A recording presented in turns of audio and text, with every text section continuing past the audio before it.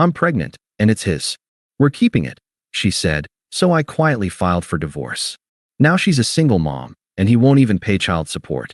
Hey viewers, before we move on to the video, please make sure to subscribe to the channel and hit the like button if you want to see more stories like this. Thanks. I cried when Sarah handed me the stick. It wasn't a sob, just a slow, silent track of tears I didn't even feel until she pointed it out with a soft, breathless laugh. You're crying, she whispered, her own eyes glistening. After 3 years of negative tests, fertility clinics that smelled of antiseptic and despair, and silent car rides home where the weight of our failure was a physical presence in the back seat, we had finally done it. 2 pink lines. A perfect, digital pregnant. The world, which had felt like it was closing in on us for so long, suddenly exploded with color and possibility. Are you sure? I heard myself say, my voice thick. She laughed, a real, joyful sound I hadn't heard in months. 5 tests sure. I'm pregnant, Mark. We're pregnant. I pulled her into a hug, burying my face in her hair, smelling the familiar scent of her coconut shampoo. This was it. The finish line. Every shot I'd administered, every tear I'd wiped away, every dollar we'd poured into the bottomless pit of hope, it was all worth it for this single, perfect moment in our sun-drenched kitchen. We have to call our parents, I said, pulling back, my mind already racing. We should start looking at nursery colors. Do you think it's a boy or a girl? Oh my God, we're going to be parents. I was babbling, and she was smiling, but there was a tightness around her eyes I chose to ignore. The last few months had been hard. The stress of the last failed round of IVF had broken something between us. We'd started seeing Dr. Evans, a couples counselor, to navigate the grief, as Sarah had put it. And, to be fair, it had seemed to help. Her, at least. Her sessions with him had started running long. She'd come home calmer, more centered, sometimes a little distant, but I'd chalk that up to her processing things. She said he was a miracle worker. I was just grateful she was coping. I'd bear any amount of quiet distance if it meant she was finding some peace. Now, with this miracle in our hands, I thought the distance would vanish forever. I was already picturing a future I'd almost given up on. Tiny socks, sleepless nights, teaching a little person how to ride a bike. Our little person. Let's not tell anyone yet, she said, her smile not quite reaching her eyes. Not until we're further along. You know, just to be safe. Of course. I agreed instantly, my joy too immense to be contained by logic. Whatever you want. This is everything, Sarah. I kissed her forehead, my heart feeling like it might burst out of my chest. I was the luckiest man alive. The long, dark winter was over. I had no idea I was standing in the eye of the hurricane. I was humming 2 days later, making her a cup of ginger tea the internet swore would help with morning sickness. The world still had that golden hour glow. I'd secretly bought a onesie online, a tiny gray thing made with love and a little bit of science, printed on the front. It was hidden in my gym bag. Sarah? Tea's almost ready. I called out. She walked into the kitchen, but she didn't come to me. She stood by the island, her arms crossed tightly over her chest. She was still in her robe. You need to sit down, Mark, she said. Her voice was flat. A statement. The kettle began its shrill whistle. I turned off the stove, the happy hum in my chest fading. What's wrong? Are you feeling sick? Do you need to lie down? Just sit down. The tone. It was the one she used when our dog had gotten into the trash, disappointed, cold. I pulled out a chair from the kitchen table and sat, my knees suddenly weak. Okay. I'm sitting. What is it? She stayed standing, a prosecutor before the jury. She took a deep breath. I'm pregnant. A wave of relief washed over me. I know, honey. That's the amazing news. But it's not yours. The words didn't compute. They were sounds, nonsense syllables that hung in the air between us. The world didn't shatter. It just evaporated. The sound of the kettle cooling down was a million miles away. I could only stare at her. What did you say? Her jaw was set. It's not yours. The baby. It's David's. David. The name was a key turning in a lock I didn't know existed. David. Dr. Evans. Our therapist. The air left my lungs in a silent whoosh. I couldn't get it back. I was drowning on dry land. David. I managed to choke out. He understands me, she said, and now the words came in a rush, rehearsed and venomous. He knows what I've been through in a way you never could. You were always so clinical about it. Tracking cycles, giving shots, reading the statistics. He sees me. He made me feel alive again when I was just a walking, talking failure to you. To me, the word was a gasp. I was there for you. Every step. I never blamed you. Not once. You didn't have to, she snapped, her eyes flashing with the anger I didn't understand. Your silent support was its own kind of blame. David, he gave me passion. He made me feel desired, not like a broken incubator you were constantly trying to fix. I looked at this woman, my wife, the person I had built my entire adult life around. Her face was a mask of self-righteous conviction. There was no shame, no apology, just a brutal, surgical presentation of the facts as she had twisted them. And then she delivered the final, killing blow. We've decided we're keeping it, she said, her voice dropping to a cold, definitive calm. He's leaving his practice. We're going to be a family. The finality of it. The we. Her and him. A unit. Planning a future while I was still living in what I thought was our present. I opened my mouth, but no sound came out. What was there to say? To argue? To plead? The foundation of my life wasn't just cracked, it had been vaporized. The image of the hidden onesie in my gym bag flashed in my mind. A pathetic, cruel joke. I looked at her for one last, long second, memorizing the stranger in my wife's skin. Then, I pushed back from the table. The chair legs screeched against the tile, the only sound of protest in the room. I didn't look at her again. I turned, walked out of the kitchen, past the still steaming cup of tea, and out the front door. I got into my car, drove 2 blocks, and pulled over, my entire body shaking so violently I had to grip the steering wheel to keep from flying apart. I don't know how long I sat in that car, parked haphazardly on a residential street 2 blocks from the home I'd just fled. The shaking eventually subsided, leaving behind a hollow, ringing silence. It wasn't peace, it was the void after an explosion. The man who had cried over a pregnancy test, who had dreamed of nursery colors, was gone. Whatever was left in his place felt cold, hard, and terrifyingly clear. I started the car and drove to a generic, mid-tier hotel near the airport. I paid in cash for one night. The room smelled of stale cigarettes and industrial cleaner. I sat on the edge of the bed, my phone buzzing in my pocket like a trapped insect. It was her. Sarah, where did you go? Sarah, we can't just not talk about this.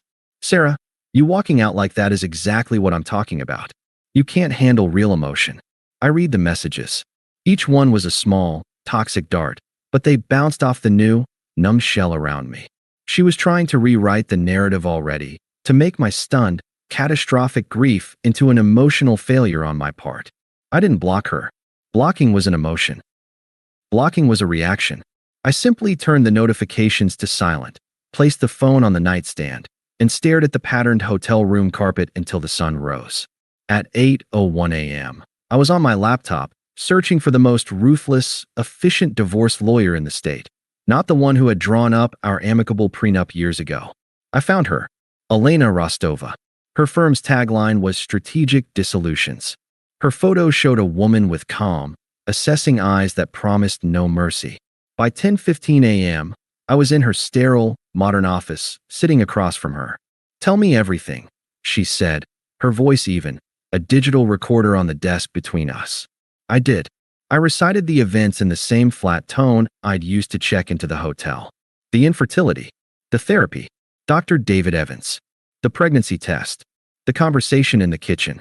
I was a witness giving a deposition on the death of my own life. When I finished, Rostova didn't offer condolences. She smiled, a thin, sharp thing. Ethical violation, alienation of affection, and a pre-existing prenup that strongly favors you, the non-breaching party. This will be clean. He'll be stripped of his license.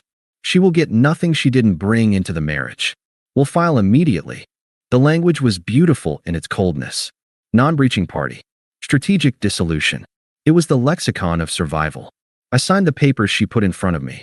I gave her the keys to my house so her process server could do his job. I transferred a retainer from an account that was, according to the prenup, solely mine. From the lawyer's office, I went to the bank. I closed the joint savings account we'd started for the baby fund. I removed her as an authorized user from my credit cards. Each task was a checkmark on a list.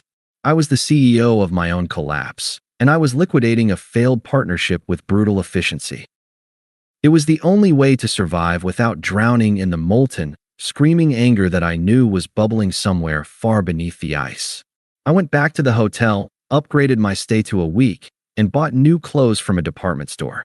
I didn't go back for my things. They were relics from a dead civilization. Let the archaeologists sort them out. My phone buzzed occasionally. The tone of her messages began to shift. Sarah, I was served. At David's office. What is wrong with you? Sarah, you're actually doing this? You're just going to throw away 8 years? Sarah, Mark, answer me. This is cruel. I read them all.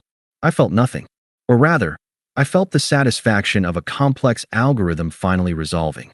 This was the consequence of her actions. She had expected begging, negotiating, a messy emotional battle where she could hold the moral high ground of her new love. She had not expected silence. She had not expected a wall of legal paperwork. The silence I cultivated was no longer empty. It was becoming my greatest strength. I never broke my silence with Sarah, but the world, it seemed, was happy to gossip on my behalf. My silence created a vacuum, and information rushed in to fill it. The first update came from my friend, Ben, who had been our mutual friend first. His text was a masterpiece of awkward concern. Ben, hey man, heard about you and Sarah. That's rough. Also, heard some wild stuff about that therapist guy. Dude's in deep shit. I didn't need to ask. Rostova's office forwarded me a terse email. The state licensing board had moved with startling speed after receiving their complaint, corroborated by the divorce filing which named him as the correspondent. Dr. David Evans had his license suspended pending a full hearing, which was a polite way of saying his career was over. His practice was shuttered. The miracle worker was exposed as a predatory, unethical hack. The next update was from Sarah's own sister, Chloe, who had always been the decent one in the family. Her message was more empathetic. Chloe, Mark, I'm so sorry for what she did. It's monstrous. I just wanted you to know that. Mom and Dad are supporting her, but I think it's wrong. I wrote back a simple, thank you, Chloe. I appreciate that.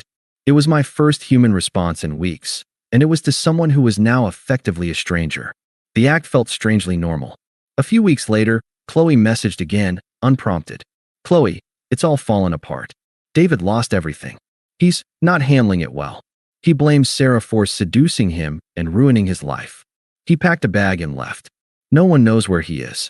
She's 7 months pregnant, and he hasn't even filed for the baby's child support. He's just gone. I read that message in my new, smaller, sleeker apartment. The silence there was my own. I felt a flicker then, not of sympathy, but of cold, hard validation. This was the man she had chosen over me. This was the passion and understanding she had traded our life for. It had the structural integrity of a house of cards in a hurricane. The final piece of the karma puzzle came not as a message, but as a screenshot.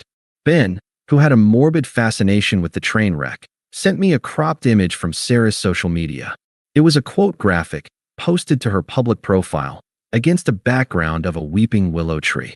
It read, "When you realize your rock was a diamond, and you traded it for a piece of glass that cuts you every time you try to hold it." I stared at the image. The self-pity was breathtaking. There was no accountability. No, I am sorry I destroyed my marriage and betrayed the man who loved me. It was all poetic victimhood. She was the tragic figure who had been tricked by shiny glass. I didn't respond to Ben. I didn't save the screenshot. I simply closed the message. The diamond she referenced was gone. In its place was forged something else entirely. Something harder, sharper, and infinitely more valuable. And it no longer had any place for her. The karma was complete, but the consequences were just beginning for her. My silence became a fortress, and her attempts to scale its walls grew increasingly frantic. I watched them come in, not with anger, but with the detached curiosity of a scientist observing a lab experiment. Phase 1, the mistake text. The first direct attempt came on a Tuesday evening. I was reviewing a contract for my new apartment, the one with a view of the city skyline that was entirely mine. My phone lit up with her name for the first time in months. Sarah, Mark, I made a terrible mistake. He's gone. He left me. I'm so alone and I'm so scared. Can we please talk? Just for a few minutes. I don't expect anything. I need to hear your voice. I read the message twice. The phrasing was perfect in its self-absorption. I made a mistake. I'm scared. I need. There was no, I'm sorry for what I did to you. No, I understand if you never want to speak to me again. It was a request for emotional support, as if I were still her husband. As if she had just burned dinner, not our entire life. I felt a distant, clinical pity for her, the kind one might feel for a spider eating its own leg. I didn't reply. I didn't block her. I simply swiped the notification away and returned to my contract. The message was now a piece of data in my archive, irrelevant to my future. Phase 2, the voicemail plea. Weeks passed. The divorce proceedings were in their final, mundane stages, handled entirely by Rostova. Then, one morning while I was on the treadmill at the gym, my phone vibrated with a voicemail notification. From her. I waited until I was in the cool-down stretch to listen. I put it on speaker, the sound of her voice competing with the clatter of weights around me. Her voice was thick with tears, ragged with exhaustion that felt bottomless. It's me again. I'm 8 months pregnant now. I'm so alone. The baby shower, it was so pathetic. Our friends, your mom, no one came. Just my mom and a couple of aunts. They just looked at me with pity. She took a shuddering breath. I know what I did was horrible. I do. But this is our child's half-sibling. Doesn't that mean anything? Don't you feel anything? Please, I need you. I have no one else. I stopped stretching. I listened to the silence after her message ended. I searched within myself for any remnant of the man who would have moved heaven and earth for that cry for help. I found nothing. No anger, no sadness, no flicker of obligation. Her pain was a fact, like the weather report. Inconvenient for her, but unrelated to me. I deleted the voicemail, finished my cool down, and left the gym. Her pleas were now just background noise, easily tuned out. Phase 3, the family ambush. The most predictable attempt came from her mother, Linda. She had always been a toxic, meddling presence, and her call to my new, private number, which she must have gotten from Sarah, was a masterpiece of manipulation. Mark, she began, her voice syrupy with false concern. It's Linda. We need to talk. I'm listening, I said, my tone neutral. I was driving to a meeting, the car's Bluetooth making the conversation feel even more detached. Sarah is a wreck. She's about to have a baby, for God's sake. She's the mother of your child, in spirit. You took vows, in sickness and in health. Well, she's sick with regret. She's vulnerable. You can't just abandon her now. A real man would step up and help her through this. I let her finish. The entitlement was breathtaking. I took a calm breath, mirroring the tone my lawyer used with opposing counsel.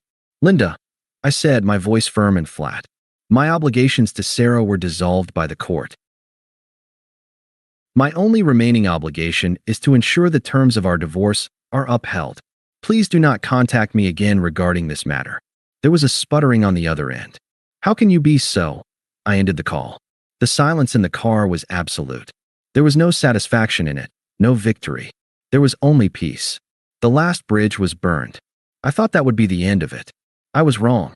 She forced the final act. An email arrived from an address I didn't recognize, but the phrasing was unmistakably hers. I know you don't want to talk to me. I get it. But I have some things of yours. Photos. Your grandfather's watch. I can't just throw them away. Can we please meet? Just once, so I can give them to you? One coffee. The place on Elm Street. Tomorrow, 10 a.m. I'll be there. It was a transparent ploy. The watch was a cheap, sentimental thing, and the photos were digital. But I knew she wouldn't stop. This was the final loose thread. I decided to cut it myself. I arrived at the coffee shop at 10:05 a.m., coming directly from a morning meeting. I was in a tailored suit, a tangible representation of the new life I was building. She was already there, in a booth by the window. The baby stroller beside her was like a shield. She looked tired, her face puffy, her eyes darting nervously around the room. When she saw me, a flicker of hope lit her features, quickly masked by a performative sadness. I slid into the booth opposite her. Sarah, Mark, she breathed, her voice trembling. Thank you for coming. You look really good. I have a meeting nearby in 20 minutes, I said, my voice polite and utterly detached. What did you need to discuss? She flinched at the tone. This wasn't the broken man she'd left in the kitchen. This was a stranger. She gestured to the stroller. I wanted you to see him. Look at him, Mark. He has my eyes, but look at the shape of his face. Doesn't this change anything? I glanced at the sleeping infant. He was innocent. He was also nothing to me. No, I said simply. Tears welled in her eyes. Real this time. We had a life, Mark. A future. We could go back to therapy. A real therapist this time. We could work through this. For us. The absurdity of the statement was almost beautiful. I looked at her. This woman who had detonated our marriage with such casual cruelty, now begging to return to the rubble. Sarah, I said, my voice low and final. That future belonged to different people. The man you married died in that kitchen. The man I am now is happier, healthier, and building a life that doesn't include you. I wish you and your son the best, but our paths diverged permanently. This is the last time we will speak. The mask of the victim shattered. Her face hardened. The anger I knew was there finally surfacing. You're just going to walk away? Just like that? You're that cold? After everything we had. I stood up, placing a $20 bill on the table for my untouched coffee. I looked down at her, not with hatred, but with a profound, unshakable certainty. No, I said, meeting her furious gaze. I'm that done. Goodbye, Sarah. I turned and walked out of the coffee shop. She didn't call after me. The bell on the door chimed behind me, a clean, sharp sound. I walked to my car, the mid-morning sun warm on my face. I didn't look back. There was nothing for me there. I got in, started the engine, and pulled into the traffic, heading toward my meeting, my career, my new apartment, my life. The silence in my car was no longer empty. It was peaceful. Thanks for watching. Make sure to subscribe to the channel and hit the like button. What do you think about this story? Share it in the comments.